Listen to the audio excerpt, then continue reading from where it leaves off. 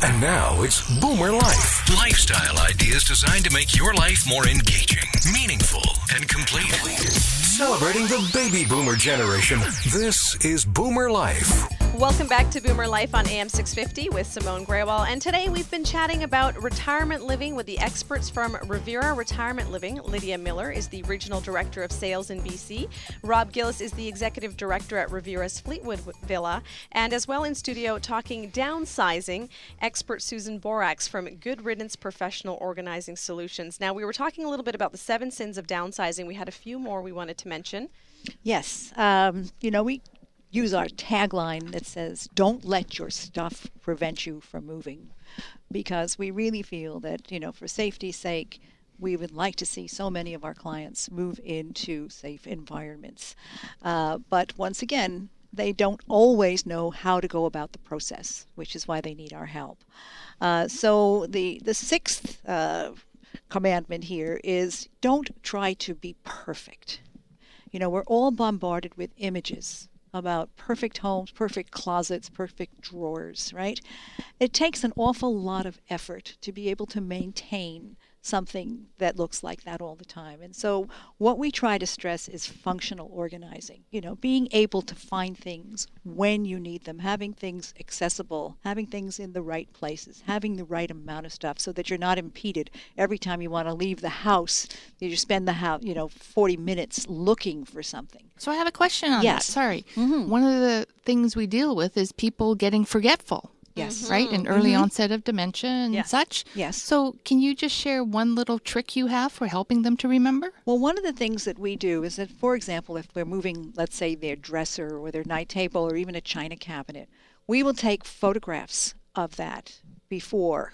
And then when we're resetting up the new place, we will try to, duplicate exactly what they had.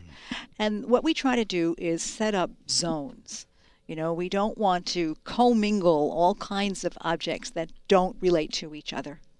So, we will set a small space for tools and a small space for cooking implements, and don't put your clothes in with your paperwork, and try to keep things distinct and separate, and train people to remember, take the extra 30 seconds or so to remember where something came from and put it back. Mm-hmm. It's not foolproof, but it goes a long way to helping. Good. Okay. And then the seventh thing is that sometimes our clients get very disappointed because they have a tendency to overvalue a lot of their furniture and a lot of the things that they have, their china. Most things don't appreciate over time. Most things do depreciate. And so, one of the difficulties for us is to try to explain to people that, you've had that sofa for 20 years. It may be in decent condition, but really nobody wants flowered fabrics anymore. No. And so, we often give these away, or they have to sell them at, very, very low prices, but not to be disappointed and to understand that they've gotten 20 years worth of value out of something, and they should be satisfied with that. But Susan, what about my china? Exactly. And they've got no kids to give it to, for instance. Well, with the china, if we can sell it, we will. We work with appraisers, we work with consignment stores, we work with auction houses. And so, if the client wants money, the idea is always try to sell first. And if not, then we donate. If they want to keep some of their good china, we recommend don't bring the old everyday stuff. Just a few key pieces. Bring and start eating off your good china. Even if you're only eating one meal a day in the building, why not have it on something beautiful? Because you deserve it. I remember going on a tour, I guess in the fall, at one of my buildings, and the 2 daughter-in-laws came in. The sons weren't around, and just chatting with them, showing the room again, and they were saying, yeah, my husband doesn't want that. We don't know how to tell his dad, but he built it. It's been hanging around. He doesn't use it. So there's sentiment on one side, but not necessarily on the kid's side. And to get them to tell dad or mom that I don't want that, it's got to be hurtful. It's very difficult. It is very difficult. And that's why, a lot of our clients are also boomers who have basements full of furniture that they've taken from their parents because they feel that they are the custodians of the family memories themselves. And they run into clutter problems because before the parents moved, they had the right amount of furniture and belongings. And all of a sudden, it's now doubled. That's what I'm saying. And so now they will have to deal with this whole process. So once we've decluttered everything, how does it work with the transition to Revera? Well, that's a very good question, Simone. When we have either our boomer-aged sons and daughters coming in, or any other loved ones who are looking to find a place for mom and dad, or be it mom and dad themselves, we basically go through a gap analysis. We find out, what's not working at home right now. Why is it you're looking to make a transition? Or why are you looking for mom and dad, or mom or dad, to make a transition into retirement living? We want to find out, why they're considering a retirement community. Are there any health issues that they're dealing with? Have they noticed a change in routine? Absolutely. Like where are their friends? Are there any other family members involved? Like why now? Why today? And what that allows us to do, it allows us to establish a relationship with the families. Because once they come in, they're going to be perhaps needing advice on downsizing companies, on movers, on different organizations like realtors, lawyers, finance, tax planners, all that kind of stuff, insurance, and unless we understand the situation and what the needs or issues are, we can't give solid advice. We can't make any recommendations because we wouldn't be comfortable doing that without knowing the full situation. So a lot of times we are asking for some pretty private information. Something you share with your doctor, you're thinking, why am I sharing it with a retirement person?